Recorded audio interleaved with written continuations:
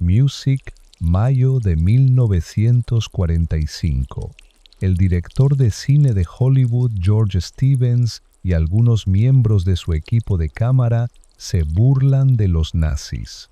Adolf Hitler está muerto y el Tercer Reich ha sido finalmente derrotado. Una pequeña broma, quizá para borrar los recuerdos de los horrores de Dachau. Stevens no tiene prisa por regresar a Hollywood. Está decidido a documentar el final del régimen nazi con la mayor precisión posible. Por ello, él y su equipo también han venido a Berchtesgaden. Stevens ha recibido permiso para filmar en el Obersalzberg, el refugio privado de Hitler en lo alto de la ciudad.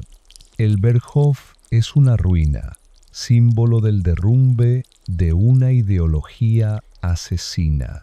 Music, music. Desde el Obersalzberg, Stevens viajó a la vecina Austria, primero a Salzburgo y luego a Innsbruck, haciendo turismo en un país que se había entregado voluntariamente a los nazis. El pequeño equipo de cámara también condujo hasta el paso de Brennero, en la frontera con Italia y el Tirol del Sur. La Wehrmacht había depuesto las armas en Italia y en el sur de Alemania, pero no en toda Austria, y el gobierno del Reich en Flensburg, en el norte de Alemania, seguía negándose a capitular ante la Unión Soviética. El 6 de mayo de 1945, en nombre del almirante Dönitz, el coronel general Alfred Jodl voló a Reims, en Francia, para firmar la declaración de rendición incondicional de la Alemania nazi Kirk B. Lorton, el encargado de fotoperiodismo de Eisenhower en la Segunda Guerra Mundial, documentó este acontecimiento histórico con su cámara amateur. Jodl aún albergaba la esperanza de conseguir un armisticio separado con los aliados occidentales. Las negociaciones en el cuartel general aliado se estancaron durante horas. Encabezada por el general Eisenhower, la delegación aliada exigió con firmeza la rendición incondicional de las fuerzas armadas alemanas en todos los frentes. Jodl dudaba, ya que no tenía autoridad para dar ese paso. Británicos y estadounidenses respondieron amenazando con reanudar el bombardeo de ciudades alemanas. Para no molestar a Stalin, se había invitado a un alto oficial de enlace soviético a asistir a la ceremonia. Solo pasada la medianoche, la delegación alemana recibió un telegrama de Dönitz autorizando a Jodl a firmar. A las 2:39 de la madrugada del 7 de mayo de 1945, el general estadounidense Walter Bedell Smith, el general soviético Iván Susloparov y como testigo el mayor general francés François Seves firmaron el documento de capitulación. Luego fue el turno de Alfred Jodl de añadir su firma. Music. Entonces, el comandante supremo de la Fuerza Expedicionaria Aliada, Dwight D. Eisenhower, anunció que a las 23:01 horas, hora de Europa Central, del 8 de mayo de 1945, la guerra terminaría. Nosotros, los abajo firmantes, actuando por autoridad del alto mando alemán, rendimos incondicionalmente al comandante supremo de la Fuerza Expedicionaria Aliada y simultáneamente al alto mando soviético todas las fuerzas en tierra, mar y aire que en esta fecha están bajo control alemán. Music. Cuando José Stalin supo de la capitulación en Francia, se enfureció y exigió que la ceremonia se repitiera en su propia esfera de influencia. Pero las noticias desde Reims ya se habían hecho públicas. Como resultado, la mayoría de los soldados alemanes se rindieron voluntariamente, si era posible, a los estadounidenses. El 7 de mayo, un camarógrafo del proyecto especial de Cine 186 tomó estas imágenes en algún lugar del sureste de Alemania. Música, en Troll, en la noche del 7 de mayo, el autor Erich Kästner escribió en su diario: la emisora de Radio Defense ha anunciado que Jordel ha firmado el documento de capitulación y que entrará en vigor mañana, pero la emisora de radio en Bohemia ha tachado el informe de una invención fabricada por el enemigo. En Berlín, los rusos afirman haber encontrado los cadáveres de Goebbels, su esposa y sus hijos. Ahora las emisoras de radio han cesado sus transmisiones. Aquí está todo en silencio. El único sonido es el de los escarabajos de mayo, esos pequeños insectos acorazados que vuelan de cabeza contra la ventana iluminada. Música. Mientras tanto, los combatientes de la resistencia checa habían restaurado las antiguas fronteras que el Acuerdo de Múnich de 1938 había modificado en favor de la minoría alemana de los Sudetes. Durante las últimas 2 semanas, el general estadounidense George S. Patton había avanzado de 30 a 40 km por día, un ritmo de progreso casi increíble. A comienzos de mayo de 1945, sus tropas cruzaron la frontera hacia Bohemia. El 6 de mayo, las unidades estadounidenses liberaron la ciudad de Pilsen. Al día siguiente, la llegada de los soldados estadounidenses se convirtió en un vibrante desfile de la victoria. Miles de ciudadanos de Pilsen recibieron a los americanos con inmensa alegría. Música. Era la primera vez que camarógrafos con la película especial Proyecto 186 podían filmar escenas de júbilo. Música, aplausos, música. Se habían desvanecido los temores de que su ciudad natal pudiera convertirse todavía en un campo de batalla. Sin embargo, eso casi ocurrió, porque en Pilsen y sus alrededores los alemanes aún contaban con unos 15 soldados decididos a aplastar cualquier intento de rebelión checa. No obstante, las 2 divisiones estadounidenses que liberaron Pilsen superaban en número a los alemanes. Por ello, el comandante alemán, el general von Maschke, decidió rendirse a las 14:15 del 6 de mayo de 1945. Firmó el documento de capitulación y ordenó a sus tropas cesar todas las hostilidades. Luego, delante de su Estado Mayor y de su esposa, Maschke se suicidó. Aplausos. Música. Aplausos. Los libertadores estadounidenses permanecieron en Pilsen durante 7 meses. Música. Los alemanes ocupantes abandonaron Pilsen para siempre. 6 años de brutal represión habían dejado huella. En marzo de 1939, la Wehrmacht de Hitler había roto el Acuerdo de Múnich y marchado sobre Checoslovaquia. Como parte del protectorado de Bohemia y Moravia, durante años la población de Pilsen estuvo a merced del despotismo y el terror alemán. Unos 3,0 ciudadanos judíos fueron deportados a campos de concentración. Hasta la capitulación de Alemania, el mariscal de campo Ferdinand Schörner y sus tropas permanecieron atrincherados en Bohemia. Schörner era un nazi fanático, a quien Hitler, en su último testamento, había nombrado comandante en jefe del ejército. Siguiendo la máxima fuerza a través del miedo, Schörner utilizaba métodos brutales para presionar a sus tropas. Los desertores eran colgados del árbol más cercano con un cartel al cuello que decía: «Me niego a proteger a las mujeres y niños alemanes». El ministro de propaganda Joseph Goebbels comentó esta actitud incluso en marzo de 1945. Tales métodos, por supuesto, tienen su efecto. Y sine sade spinera. En cualquier caso, cada soldado en la zona de combate de Sherna sabe que puede morir en el frente y morirá en la retaguardia. Los prisioneros de guerra alemanes fueron escoltados fuera del pueblo por combatientes de la resistencia checa.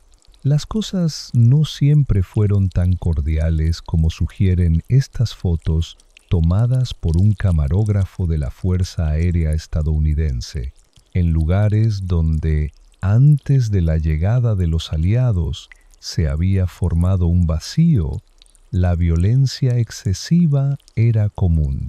El ambiente agresivo fue alimentado por el presidente checo en el exilio, Edvard Benes, quien incluso antes de que terminara la guerra había dicho: «A los alemanes se les devolverá muchas veces y sin piedad por todos los crímenes que han cometido en nuestra tierra desde 1938». Los estadounidenses se toparon una y otra vez con víctimas de actos de venganza. Es el 8 de mayo de 1945, el último día de la Segunda Guerra Mundial en Europa. Los checos celebraban a sus libertadores estadounidenses, pero no sentían más que desprecio por sus antiguos verdugos. Los cuerpos eran retirados y enterrados en algún lugar. Nadie en Bohemia derramó una sola lágrima por un alemán muerto. El camarógrafo, con la película especial del proyecto 186, tomó estas imágenes justo en la línea de demarcación soviético-estadounidense, antes de que a este oficial de Vermont se le permitiera pasar el control. Debía entregar su pistola. Un general alemán se rinde cómodamente en un descapotable. Un policía militar estadounidense lo lleva después a un campo especial de prisioneros de guerra para oficiales de alto rango. Música, quien tuvo suerte, consiguió un lugar en un camión de la Wehrmacht rumbo a la seguridad del oeste. Entre el interminable convoy de soldados alemanes también había algunos camiones con checos jubilosos.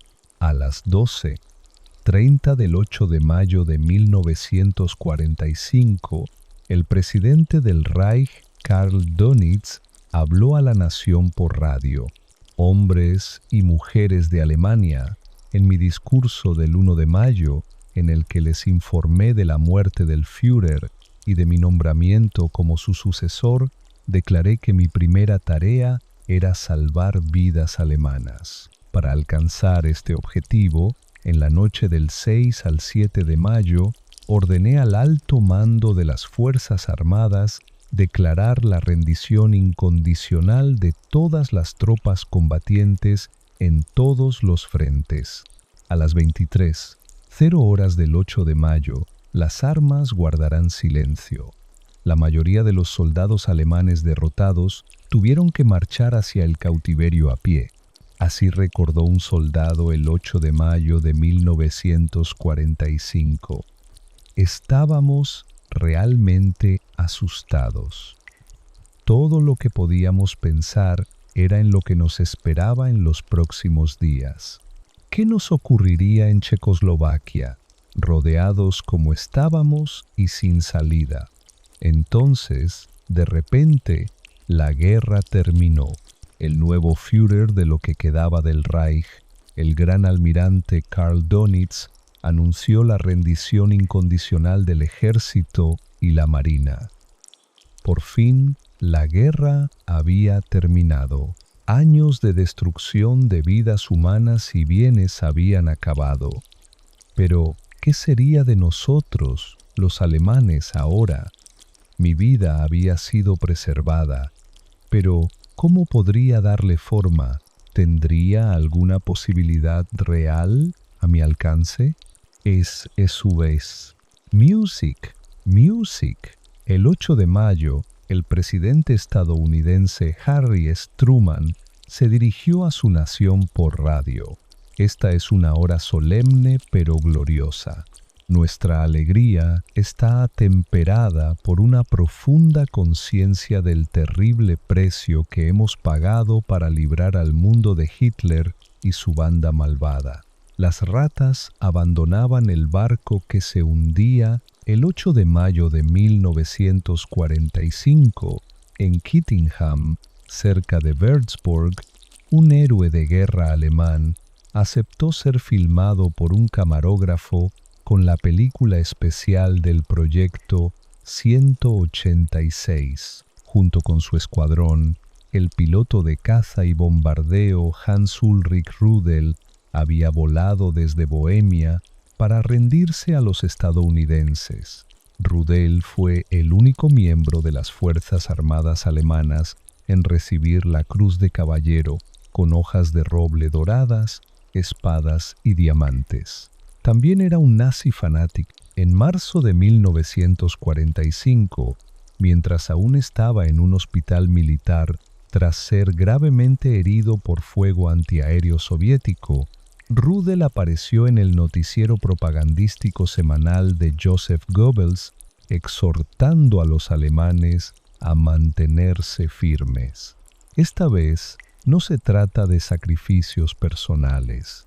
Todos debemos apretar los dientes y aceptar de buen grado estos sacrificios, y al final, esta nación nuestra, que hasta ahora ha luchado tan valientemente y de verdad ha apretado los dientes, logrará la victoria final. Rudel se presentó ante sus anfitriones estadounidenses como un individuo culto que, como soldado, simplemente había cumplido con su deber. Rudel pasó casi un año en cautiverio estadounidense. Tras ser liberado, primero fundó una empresa de transporte, pero en 1948 huyó a través de la línea de ratas hacia Sudamérica. En Argentina, Rudel creó una organización de ayuda para criminales de guerra nazis y mantuvo estrecho contacto con fascistas de Italia y Croacia, buscados en todo el mundo. Rudel terminó la guerra amputado, pero aún convencido de que el nacionalsocialismo había sido una buena idea. Music, en este sentido, estaba totalmente de acuerdo con el teniente general Adolf Galland, quien, al igual que Rudel, fue un piloto de combate condecorado. Tras su liberación del cautiverio estadounidense, Galland también fue a Argentina, donde actuó como asesor de la Fuerza Aérea del presidente Juan Perón. Music. Cuando Perón fue derrocado, Adolf Galland regresó a Alemania, mientras que Hans Ulrich sirvió a los dictadores de Paraguay y Chile. En Chile, residió ocasionalmente en la notoria comuna de tortura Colonia Dignidad. Durante el resto de su vida, Rudel mantuvo estrechos vínculos con la escena neonazi en Alemania. El funeral del héroe de guerra nazi en 1982 se convirtió en un macabro espectáculo. Viejos camaradas se despidieron con el saludo nazi. Aviones de la Fuerza Aérea Alemana sobrevolaron a baja altura el cementerio y los dolientes cantaron las 3 estrofas del himno nacional alemán. Music en Londres. El 8 de mayo, la gente se reunió en las calles para celebrar el final de la Segunda Guerra Mundial en Europa. En sus memorias, el primer ministro británico Winston Churchill escribió: «La rendición incondicional de nuestros enemigos fue la señal para la mayor explosión de alegría en la historia de la humanidad». La Segunda Guerra Mundial había sido librada hasta el amargo final en Europa. Los vencidos, así como los vencedores, sintieron un alivio inexpresable, cansados y agotados, empobrecidos pero indemnes y ahora triunfantes. Tuvimos un momento sublime. Dimos gracias a Dios por la mayor de sus bendiciones, la sensación de haber cumplido con nuestro deber. El 8 de mayo, Churchill insistió en dar personalmente el discurso de la victoria en Europa. Habían pasado casi 5 años exactos desde que, el 10 de mayo de 1940, asumió el liderazgo de un gobierno de coalición nacional en la hora más oscura de Gran Bretaña. Tras la derrota en Francia y la retirada de Dunkerque, Churchill predijo que la guerra contra la Alemania nazi costaría a su pueblo sangre, sudor y lágrimas. Su desprecio por Hitler no tenía límites. Por lo tanto, el día de la victoria en Europa fue el mayor triunfo de su vida. Aplausos, música. Mientras Churchill recorría Londres en coche, la multitud lo aclamaba. Pero apenas 2 meses después, sufrió una amarga derrota a manos del electorado británico, lo que le costó el cargo de primer ministro. Detrás del sargento de armas, que portaba la maza ceremonial de la Cámara de los Comunes, el presidente Douglas Clifton se dirigía a la abadía de Westminster, seguido por el primer ministro y el gobierno de su majestad. En la abadía, la congregación entonó el himno de acción de gracias escrito por Isaac Watts en 1708. Oh Dios, nuestro auxilio en tiempos pasados, nuestra esperanza para los años venideros, nuestro refugio contra la tempestad y nuestro hogar eterno.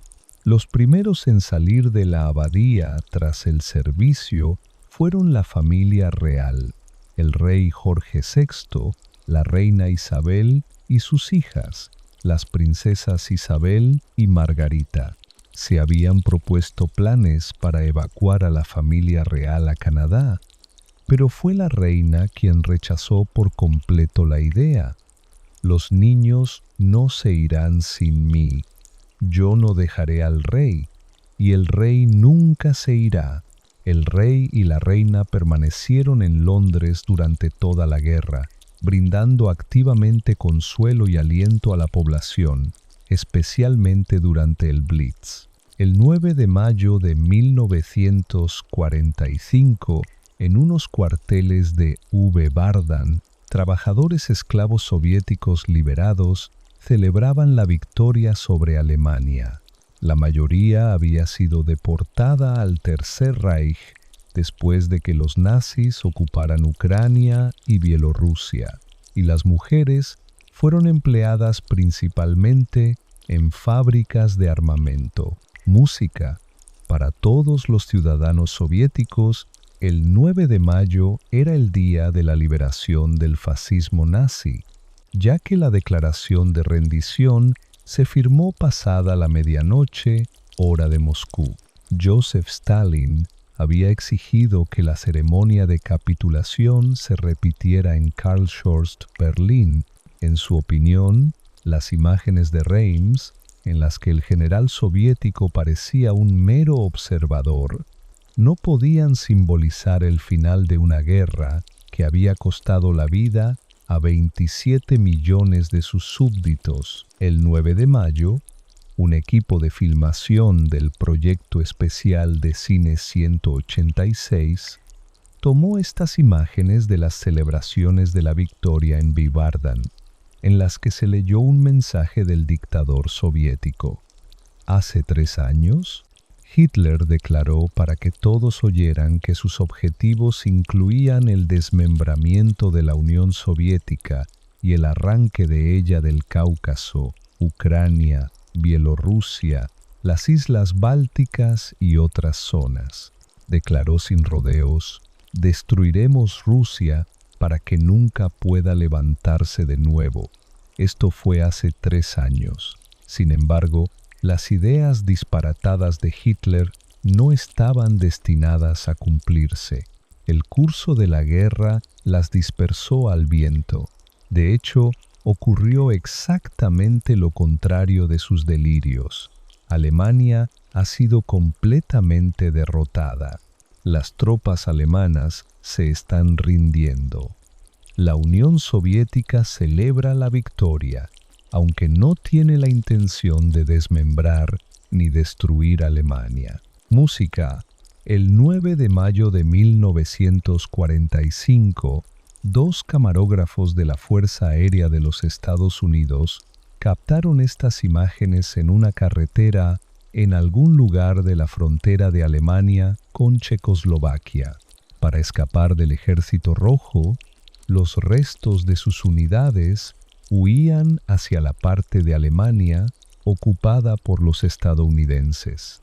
Su comandante supremo, el mariscal de campo Friedrich Schörner, había abandonado a sus tropas hacía tiempo y huido.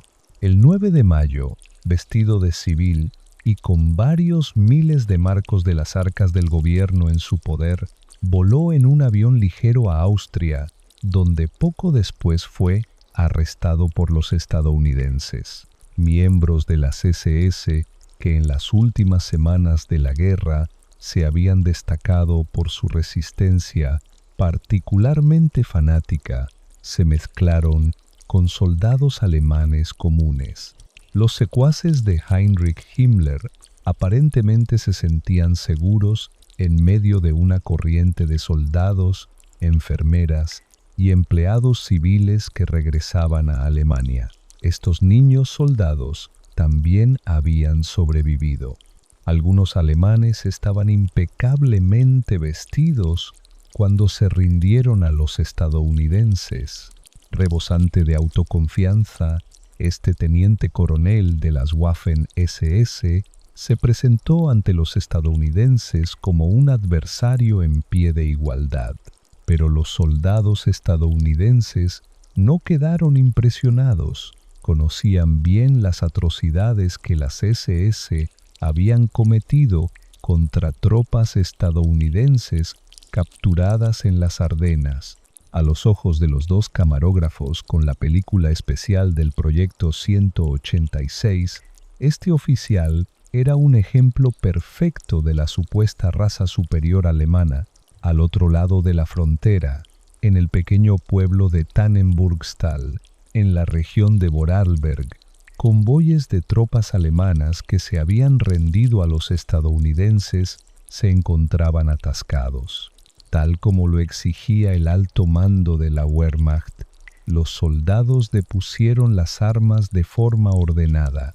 El 9 de mayo de 1945, alrededor de 10 millones de alemanes depusieron las armas, los restos de una guerra que su comandante supremo, Adolf Hitler, había planeado durante mucho tiempo y que en todo el mundo se cobró alrededor de 60 millones de vidas. Ningún oficial de alto rango de la Wehrmacht sintió la necesidad de desobedecer las órdenes insensatas de Hitler y evitar la matanza de las últimas semanas de la guerra. Incluso después de que el Führer se suicidara, los combates continuaron.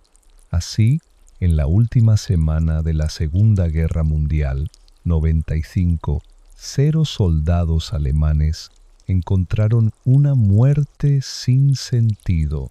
Música. En el caos de la rendición incondicional, muchos soldados comunes intentaron huir sin ser reconocidos. En Tirol, el 10 de mayo de 1945, Erich Kästner describió en su diario escenas que ocurrieron en muchos lugares. La procesión de soldados cojeando es interminable. Venden cigarrillos para conseguir algo de dinero. Hay una demanda constante de ropa civil, pero no hay nada disponible. Los armarios están vacíos. Un vecino recibió 450 cigarrillos por un viejo pantalón. Me encantaría hacer un trato así, pero el único pantalón que tengo es el que llevo puesto. Un cabo ofreció a los Steiner 3 libras de salchicha ahumada, 20 cigarrillos y 100 marcos en efectivo por un traje civil, pero el trato no se cerró. Iner consideró que el precio no reflejaba la tensa situación del mercado. Los Steiner habían perdido a 2 hijos en la guerra.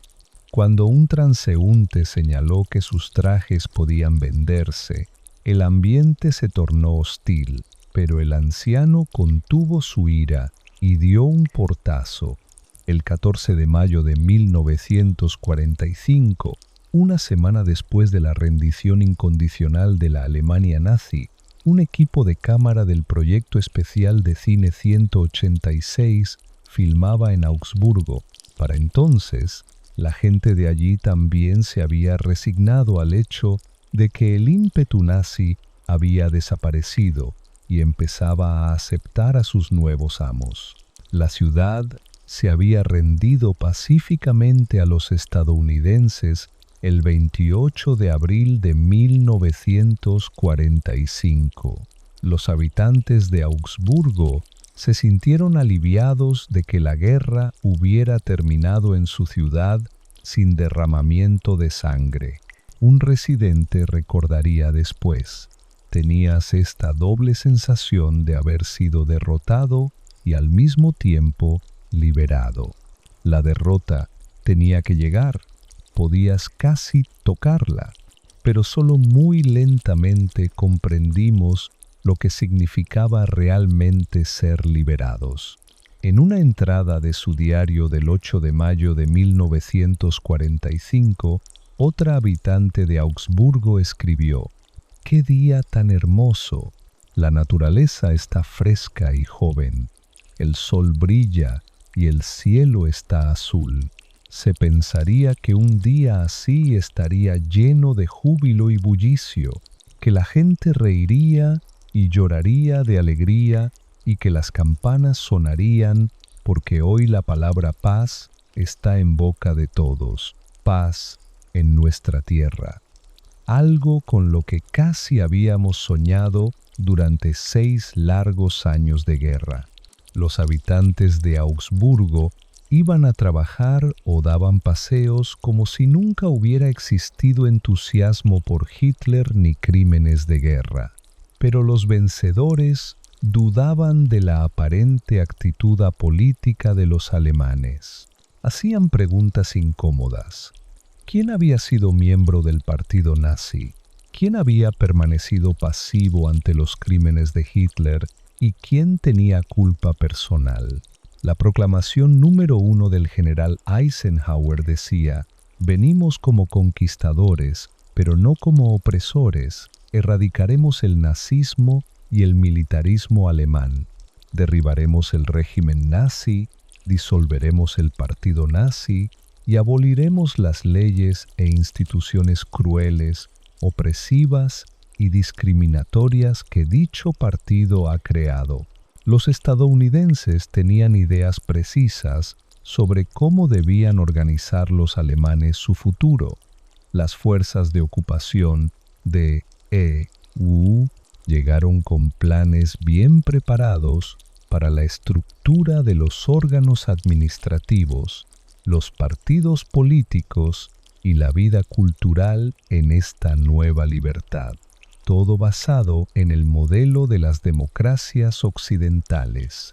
Al principio, muchos alemanes dudaron de este concepto. La gente prefería centrarse más en su vida cotidiana que en reevaluar el pasado nazi de su país. Muchos reprimieron el tema de la culpa, Finalmente, se llevaron a cabo cientos de miles de juicios de desnazificación.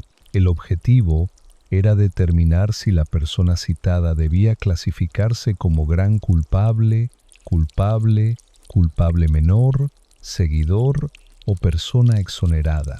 Aproximadamente 2/3 de los interrogados fueron clasificados como seguidores o exonerados. Al final de la guerra, los vencedores se concentraron ante todo en la élite gobernante del Tercer Reich.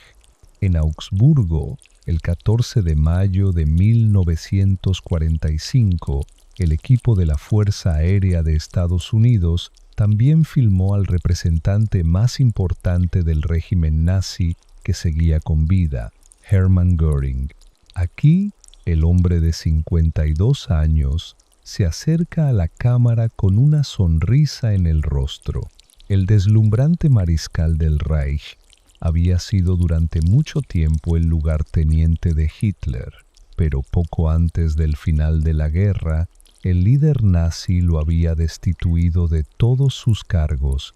Convencido firmemente de que sería el sucesor del Führer, Göring se entregó a los estadounidenses y fue llevado al centro de interrogatorios estadounidense en Augsburgo. Música. Tras su arresto, Göring afirmó que la guerra era como un partido de fútbol. Al final, el perdedor da la mano al ganador y todo queda olvidado. Música. Con encanto y astucia, el prisionero de alto perfil buscaba evidentemente eludir su responsabilidad.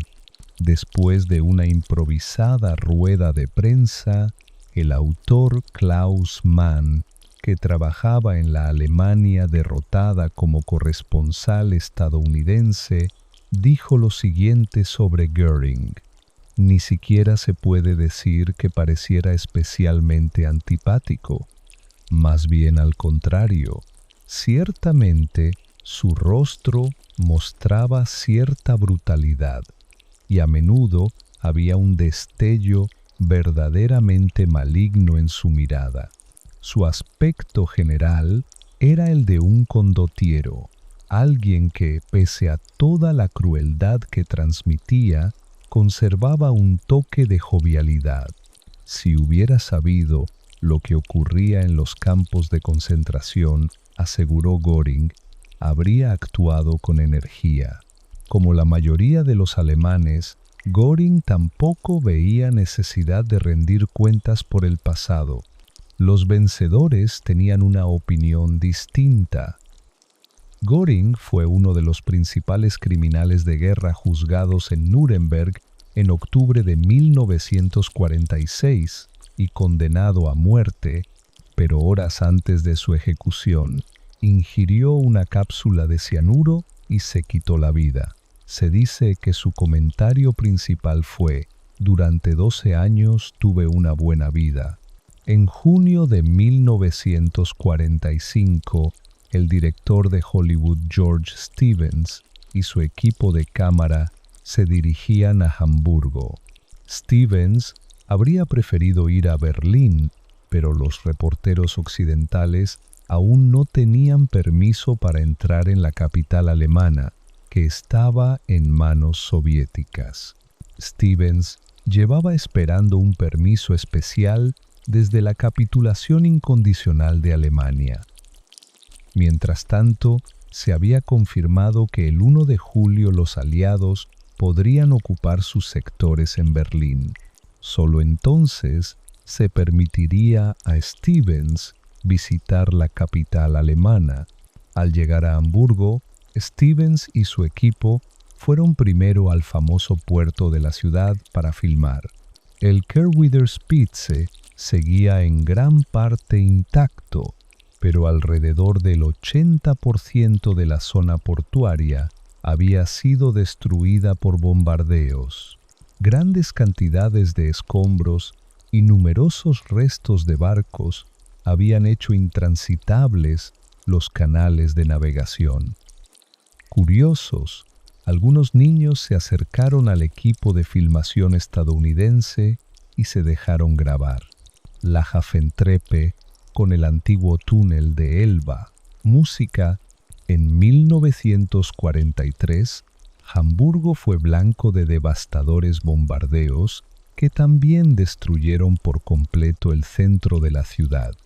Afortunadamente, la guerra terminó aquí sin combates. Hitler había declarado Hamburgo como fortaleza a defender hasta la última bala, pero los líderes militares de la ciudad ignoraron la orden de destruir sus vitales instalaciones portuarias. El 3 de mayo de 1945, Hamburgo fue entregada pacíficamente a los británicos. Stevens recorrió en su jeep aquel paisaje de ruinas. En la Operación Gomorra, que los aliados llevaron a cabo a finales de julio de 1943, cientos de miles de bombas incendiarias provocaron tormentas de fuego de una ferocidad indescriptible que cobraron 34, 0 vidas. Música. El autor Hans Erich Nosack escribió sobre la destrucción total de su ciudad natal.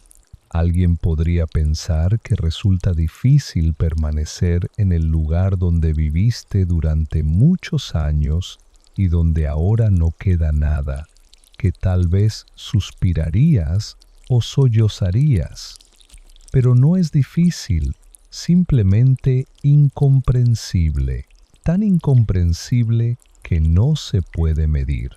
De hecho, ese peso es tan terriblemente grande que resulta casi imposible describirlo. Tener un techo, un hogar y suficiente comida para mantener a sus familias con vida era el mínimo de seguridad que la gente en la Alemania ocupada deseaba entonces. A principios de julio de 1945, George Stevens y su equipo recibieron por fin permiso para abandonar Hamburgo. Cruzando los puentes de Ela, se dirigieron a Berlín. Los hombres aún tenían suficientes rollos de película en color de 16 mm para documentar la capital de Hitler y la conferencia de los tres grandes, Stalin, Truman y Churchill, en Potsdam. Berlín, principios de julio de 1945, desde el final de la guerra de viviendas en el centro de poder de Hitler, las autoridades soviéticas han determinado el futuro de la ciudad. 2 meses después del final de la guerra, británicos y estadounidenses pueden instalarse en los sectores acordados. Un equipo de rodaje del director de Hollywood, George Stevens, se aventura en la parte soviéticamente ocupada de la ciudad, en la puerta de Brandeburgo, en la plaza de París. Primero filmaron el muy dañado Hotel Adlon antes de la guerra, uno de los alojamientos más lujosos de Berlín. Durante la batalla por la capital, fue un hospital militar. Poco después de la rendición, el edificio se incendió y desde entonces ha estado inhabitable. Justo a la vuelta de la esquina, en Unter den Linden, una ruina se derrumba. En la puerta de Brandeburgo, George Stevens posa en su jeep, tal como solía hacerlo en la fábrica de sueños. Le habría encantado estar allí con sus cámaras en la caída de Hitler, pero los reporteros aliados no pudieron entrar en Berlín hasta julio para documentar la vida de los derrotados tras 12 años de dominio nazi y 6 años de guerra. Música, música. El antiguo Boulevard de Berlín vuelve a ser transitable. Las bicicletas son un lujo como medio de transporte. En todas partes se retiran y ordenan los escombros. Las últimas semanas de la guerra, los bombardeos, los excesos de los conquistadores soviéticos parecen casi olvidados. Aún no está claro cómo continuará todo. En poco más de una semana, Las potencias vencedoras debatirán sobre ello en Potsdam, Moscú, el 24 de junio de 1945. 6 semanas después de la rendición alemana, la Unión Soviética celebra su victoria sobre la bestia fascista. Aplausos. Aquí, ante los muros del Sagrado Kremlin, el país recibe a sus hijos que han regresado victoriosos, héroes de batalla sin precedentes en todos los frentes de la guerra patriótica. Desde el mausoleo de Lenin, Joseph Stalin recibe el homenaje de sus súbditos y supervisa el gran desfile del Ejército Rojo en la Plaza Roja. Durante 4 años, el generalísimo exigió todo de su pueblo para expulsar a los invasores alemanes del país. La Unión Soviética sufrió 27 millones de bajas en la Gran Guerra Patria. El Ejército Rojo se celebra a sí mismo y su victoria sobre Hitler. Los símbolos del régimen nazi son arrojados al suelo frente al dictador rojo, listos para las cámaras. Stalin está en la cima de su poder. Con la ayuda del Ejército Rojo, consolidará el estatus de la Unión Soviética como superpotencia. Música. Julio de 1945. Un vuelo sobre un desierto de escombros. Durante la guerra cayeron 0 toneladas de explosivos sobre Berlín. De los edificios de la capital alemana, 48, 0 están destruidos, 23, 0 gravemente dañados y 172, 0 ligeramente dañados. Tras visitar la capital alemana destruida, el mariscal del aire británico Arthur Tedder la describió así: Berlín, como ciudad, está completamente destruida. Las ruinas de lo que alguna vez fue Berlín deberían conservarse como una Babilonia o Cartago modernas, un monumento al militarismo prusiano y a los horrores del régimen nazi. La ciudad está totalmente muerta. Se recorren kilómetro tras kilómetro de ruinas abandonadas sin encontrar nada habitable. Berlín nunca podrá ser reconstruida. Música. En el verano de 1945, The New York Times esperaba que la aniquilación de Berlín pudiera anunciar el comienzo de una civilización renovada en Alemania, y un visitante creía que muy pocas personas lamentarían la desaparición de esta poco querida advenediza entre las capitales europeas. El periodista estadounidense William Scheer describe Berlín en su diario. ¿Cómo encontrar palabras para retratar con veracidad y exactitud la imagen de una gran capital destruida hasta ser irreconocible? La imagen de una nación antes poderosa que ha dejado de existir. La imagen de un pueblo conquistador que, solo 5 años atrás, cuando me fui de aquí, se comportaba de manera brutalmente arrogante y estaba ciegamente convencido de su misión como raza superior. Música. En este montón de escombros también hay berlineses con confianza.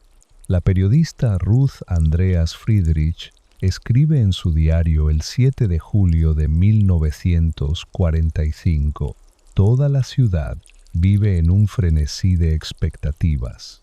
Uno quiere desgarrarse de ansias por trabajar, tener 1000 manos y 1000 cerebros.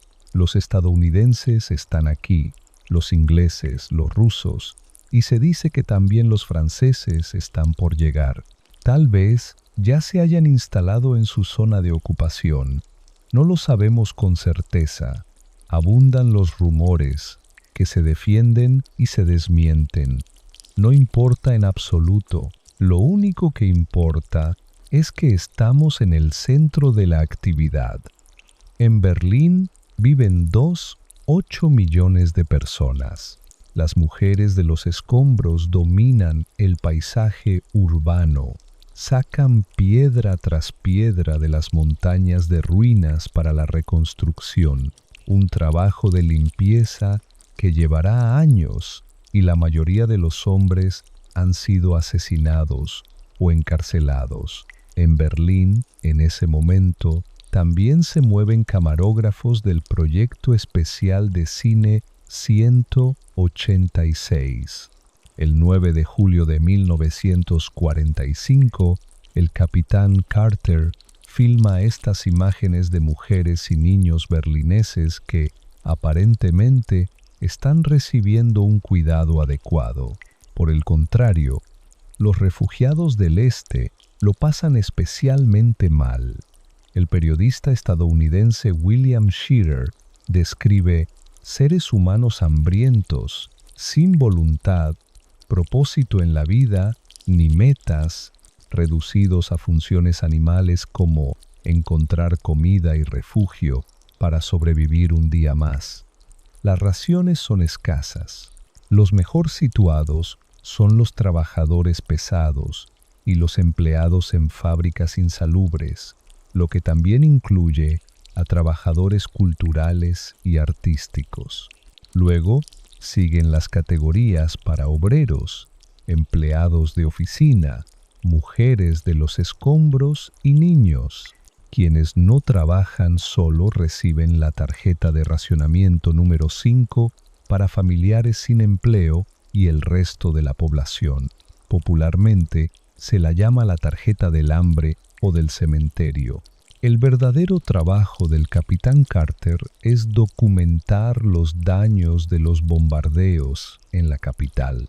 Ese 9 de julio le interesan especialmente los edificios históricos que desempeñaron un papel especial en el ascenso y caída de Adolf Hitler.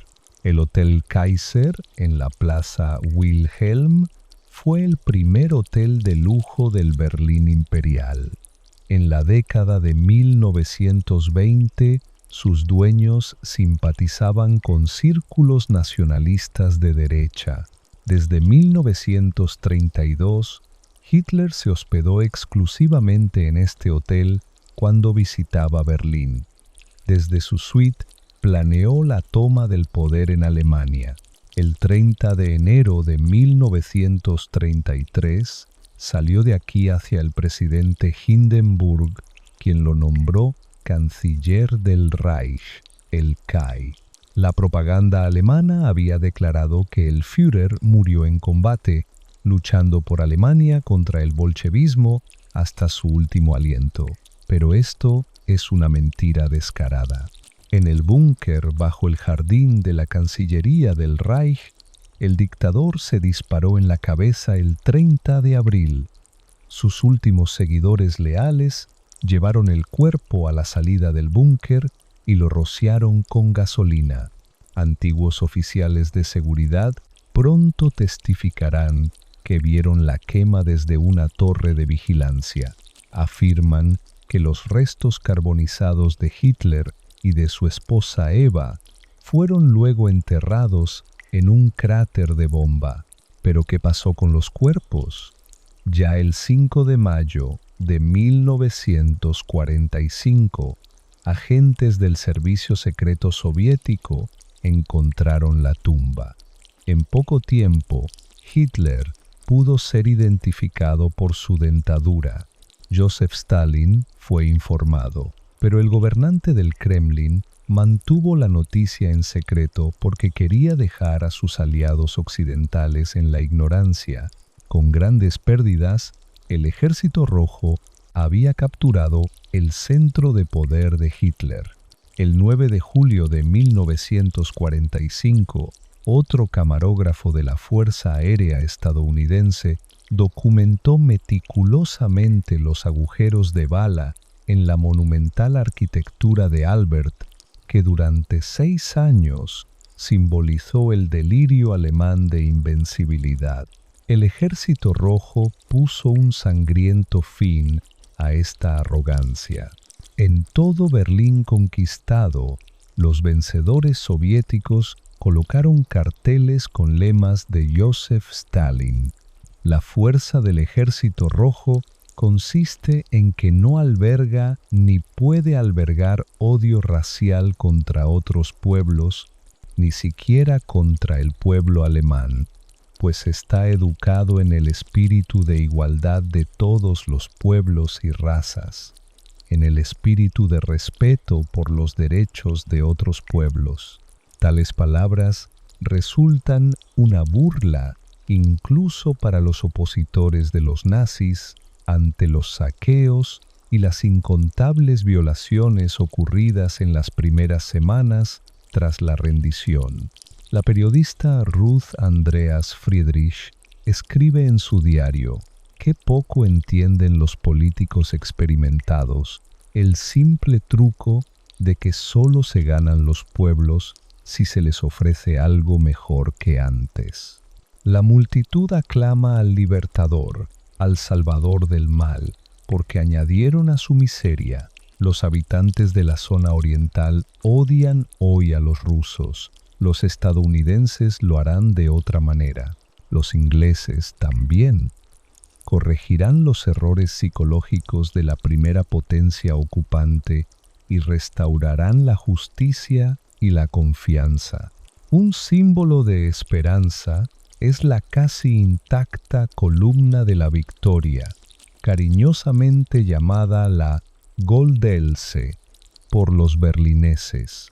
Se encuentra más allá de la puerta de Brandeburgo, en el sector británico de Berlín, donde ondea la Union Jack desde el 1 de julio.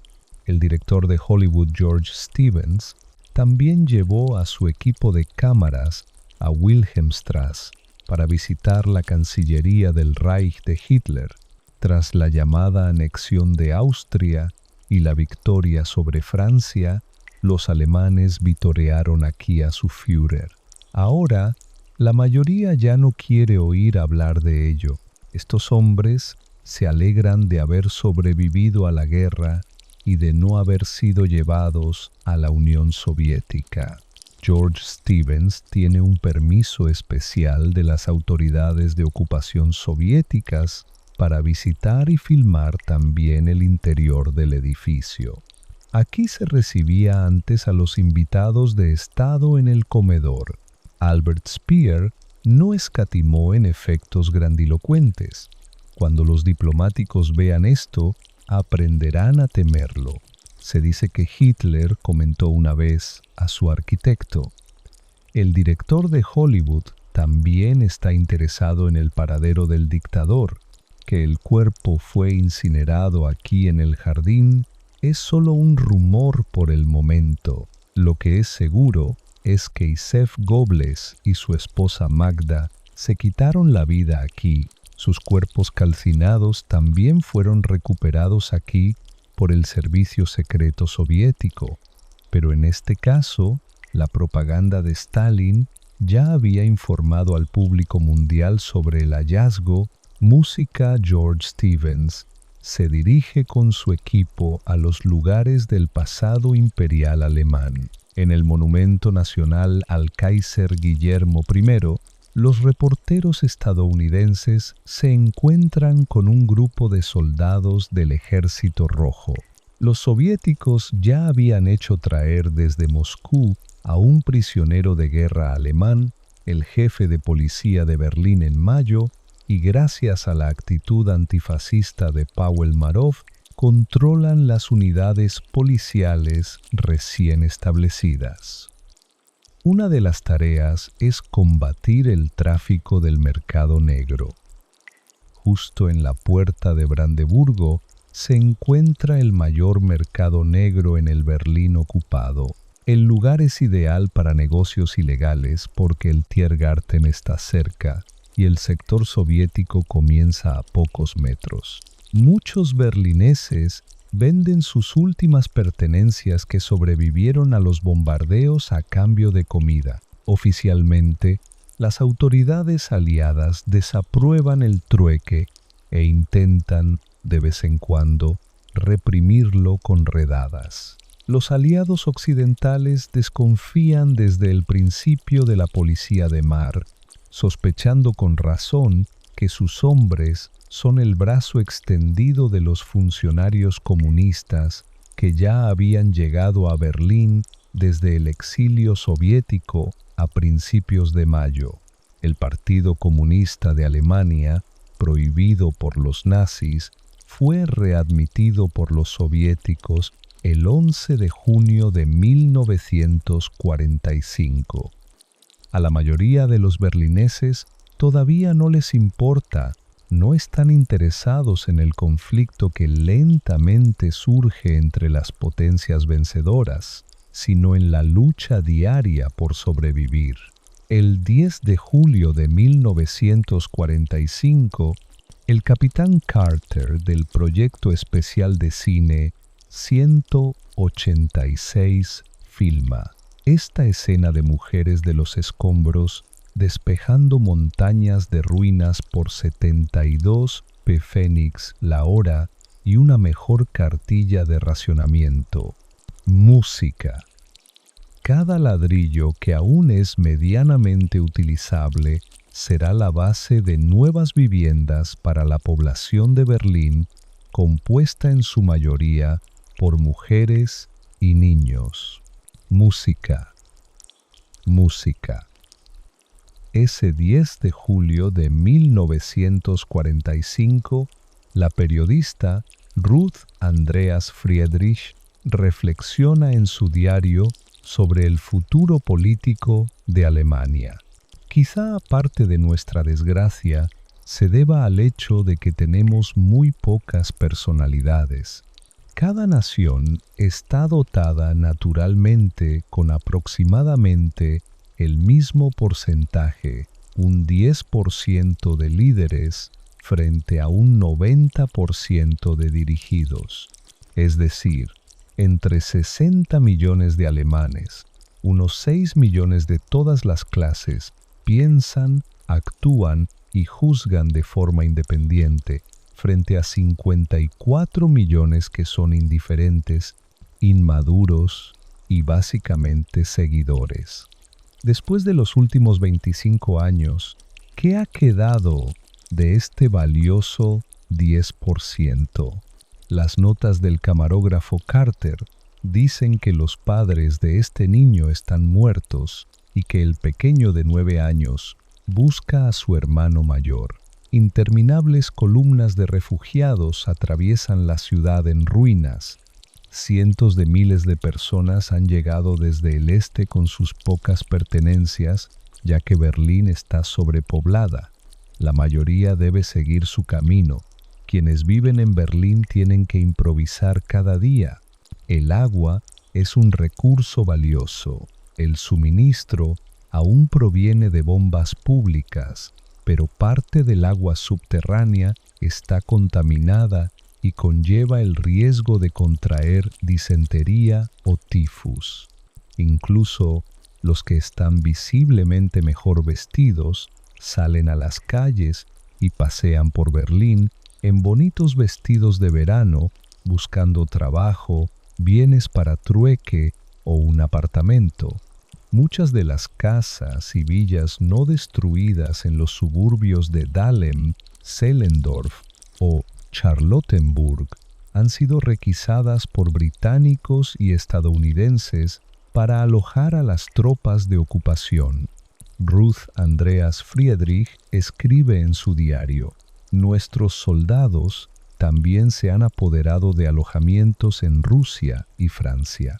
Solo que, obviamente, uno siente algo así mucho más amargamente cuando le sucede a uno mismo. Evacuación en pocas horas. Apenas se permite llevar lo más necesario. Cuando la puerta del piso se cierra tras los evacuados, pueden considerarse completamente arrasados. Y como ocurre con los completamente arrasados, los desafortunados caen sin distinción de personas. Sea opositor nazi o amigo nazi, rico o pobre, quien tenga que salir, debe salir. Luego, que vea dónde puede encontrar un lugar para vivir. Quienes fueron desalojados durante los últimos años de la guerra conocen bien su situación. Sobre las ruinas aún pueden verse inscripciones con nuevas direcciones para familiares o amigos.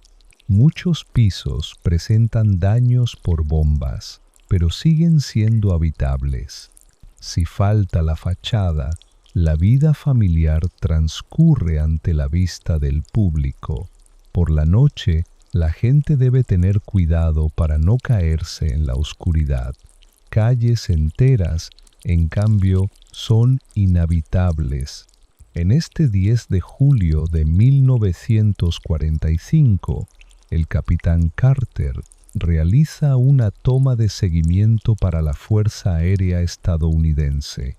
El verde de los árboles de las calles no durará mucho. La mayoría serán talados en otoño para usarlos como combustible en invierno. Aunque la mayoría de las calles han sido despejadas, casi no hay tráfico en la antigua metrópoli. Solo unos pocos vehículos privados están registrados. La mayoría de los grandes automóviles fueron confiscados primero por la B y luego por los vencedores. Así, la gente espera pacientemente los escasos medios de transporte público, como aquí en Alexanderplatz, en el sector soviético, donde nuevamente hay conexiones regulares de tranvía hacia los distritos exteriores. Incluso una línea de S-Bahn volvió a funcionar a principios de julio. George Stevens ha ido al Weiss Sportfeld, donde la Alemania nazi fue autorizada a albergar los Juegos Olímpicos de verano de 1936. Al principio, Estados Unidos quería boicotear el evento, pero cuando el régimen aceptó permitir la participación de atletas judíos, los funcionarios estadounidenses cedieron. Jesse Owens, un atleta negro con 4 medallas de oro, se convirtió en la superestrella de los Juegos. Para gran disgusto del Führer, no solo en Estados Unidos sino también en Alemania, muchos habían esperado que los Juegos Olímpicos reforzaran la voluntad de paz del dictador, pero esto pronto resultó ser una ilusión ingenua. El lugar quedó en el sector británico desde la llegada de los aliados occidentales. Los nuevos dueños pusieron inmediatamente en funcionamiento el Estadio Olímpico de Natación para sus soldados. Para los alemanes, por supuesto, la natación estaba prohibida. George Stevens y su equipo también hacen una excursión al Wannsee, donde en julio de 1945 solo unos pocos bañistas disfrutan. Música. Son soldados de ocupación y sus acompañantes femeninas que ignoran abiertamente la prohibición de confraternizar. Aquí, la relación entre los soldados de las potencias vencedoras aún parece no estar enturbiada. El interés por las mujeres alemanas los une. Los alemanes no pueden entrar a la playa, pero con gusto hacen una excepción para jóvenes atractivas. Música. Incluso hay un campo de golf en el club de playa de la segunda división acorazada estadounidense, la Hell on Wheels.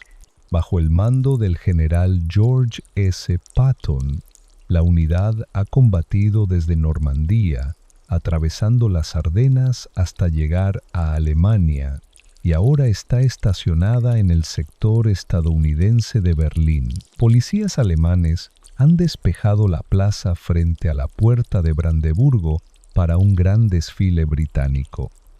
Los hombres visten uniformes que estuvieron en servicio antes de 1933. Especialmente en el sector soviético, la policía no se muestra muy exigente con respecto a su pasado. Hombres formados bajo el régimen nazi también sirven con lealtad a sus nuevos jefes. El 12 de julio de 1945, soldados británicos de la división Desert Rats marchan por el acceso este-oeste de Hitler hacia la puerta de Brandeburgo. Los camarógrafos del proyecto especial de cine 186 están presentes para filmar el espectáculo. La séptima división blindada británica se destacó sobre todo en las batallas de la campaña africana, liberando Trípoli y Túnez en 1943. Cruzó el Rin en marzo de 1945 y participó en la ocupación de Hamburgo. La frontera entre los sectores británico y soviético pasa justo por este lugar, lo que convierte a la plaza en el sitio ideal para celebrar la victoria conjunta sobre la Alemania nazi. Pero los berlineses perciben claramente que comienzan a aparecer grietas en la hermandad aliada. La periodista Ruth Andreas Friedrich escribe en su diario: «No parecen quererse mucho. Nuestras fuerzas aliadas de ocupación. No debe permitirse que esto se haga evidente. Si insinuamos cautelosamente a los estadounidenses y a los ingleses que podrían haber surgido dificultades con la ocupación rusa, sus rostros se enfrían como el hielo». El mariscal de campo Bernard Law Montgomery, comandante en jefe de las fuerzas de ocupación británicas, ha llegado desde su cuartel general para otorgar al vencedor de Berlín, el mariscal Georgi Zhukov, una alta condecoración británica. Apariciones conjuntas como esta buscan ocultar al público el verdadero estado de las relaciones entre los aliados. El director de Hollywood, George Stevens, también ha viajado a Berlín con su equipo para documentar la próxima conferencia de los vencedores. Churchill, Roosevelt y Stalin se habían reunido por última vez en Yalta. Tras la muerte del presidente estadounidense, Harry S. Truman lo ha sucedido en el cargo. Los tres grandes se encuentran en Potsdam para discutir el futuro de Alemania. Aunque Truman observa con preocupación que el Ejército Rojo controla casi toda Europa del Este, aún cree en un porvenir para la coalición antihitleriana junto a la Unión Soviética. En el sector británico, George Stevens filma a una unidad del Ejército Rojo desfilando por el Tiergarten.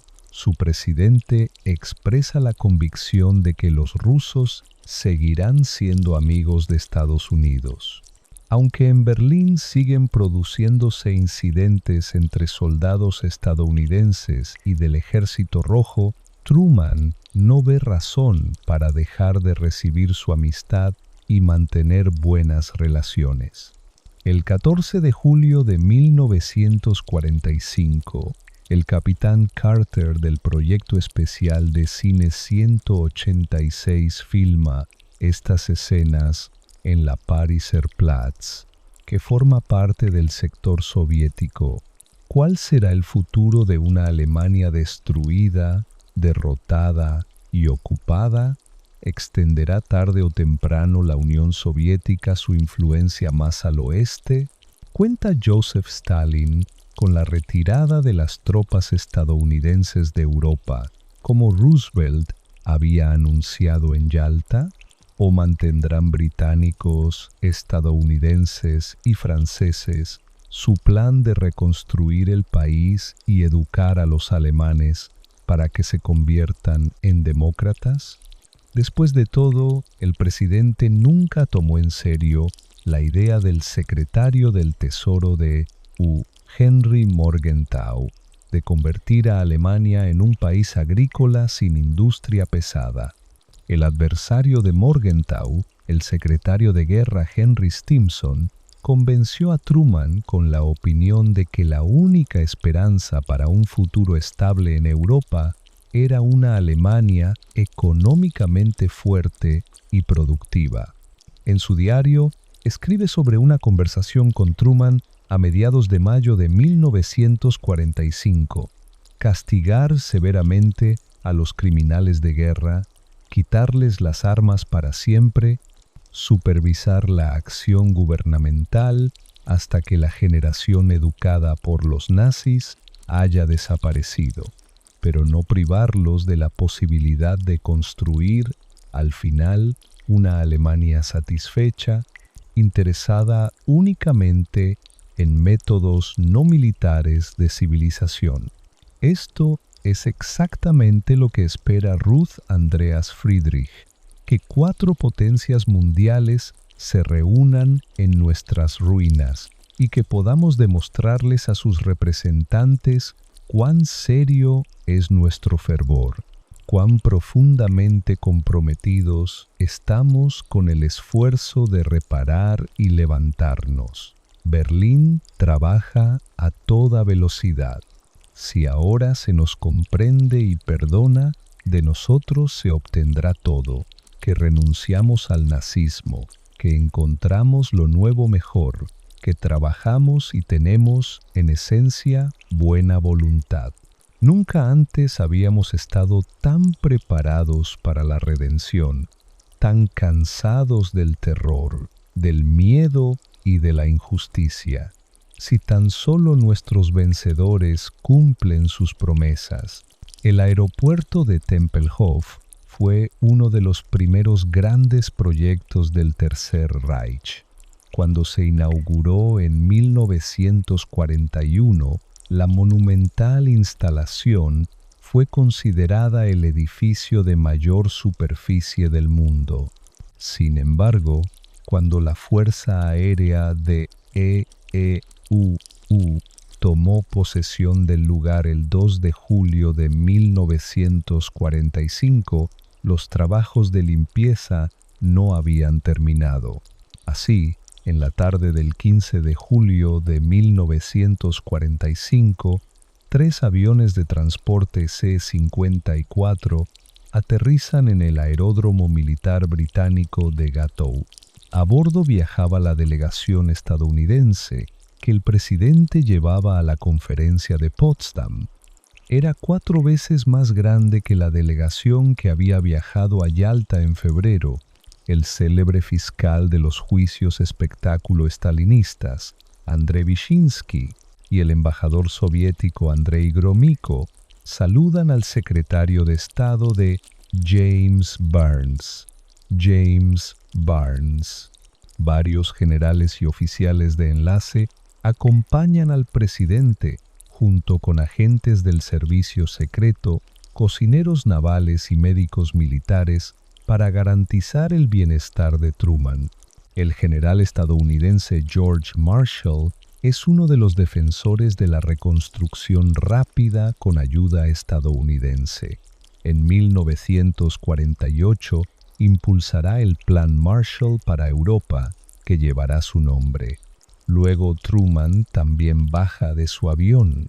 En una carta a su madre y hermana antes de salir de Washington, había escrito: «Llevo un maletín lleno de información sobre conferencias anteriores y sugerencias de lo que debo hacer y decir. Ojalá no tuviera que ir allí». Potsdam llevaba días aislada por controles soviéticos, frente a la villa de un editor alemán en Babelsberg, llamada la Pequeña Casa Blanca.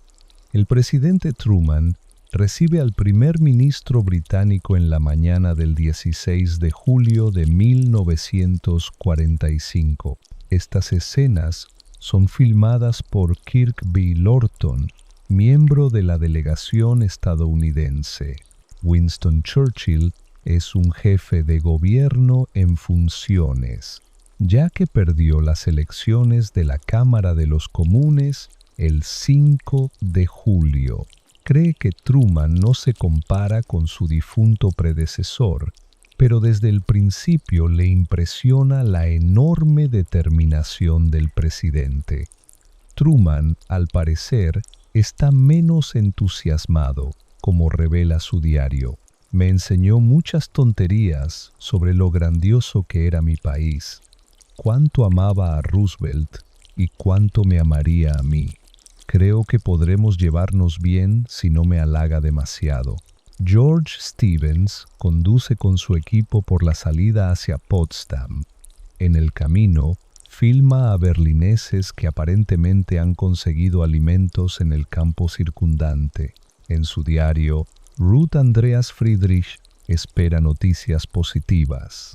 Esta noche, la radio anunció que Stalin, Truman y Churchill habían llegado para una conferencia conjunta. Lo ocurrido hasta ahora debemos aceptarlo como secuelas de la guerra, incluidas las violaciones, los saqueos y las confiscaciones. La reunión de los tres grandes establecerá el orden, preparará el terreno para que florezca el bien. El equipo de filmación de George Stevens trabaja en la antigua ciudad guarnición de los reyes prusianos, ahora en la zona de ocupación soviética. Stalin se ha negado a entrar en Berlín. Las tumbas de soldados soviéticos atestiguan que Potsdam no fue abandonada por el Wehrmacht sin lucha. Debido a los visitantes ilustres, el Ejército Rojo desfila por la ciudad con mayor frecuencia. Esto trae malos recuerdos, especialmente para muchas mujeres. Una mujer de Potsdam escribe más tarde sobre el 8 de mayo de 1945. Cuánto habíamos anhelado este final, pero ¿habíamos llegado a un estado que pudiéramos llamar paz?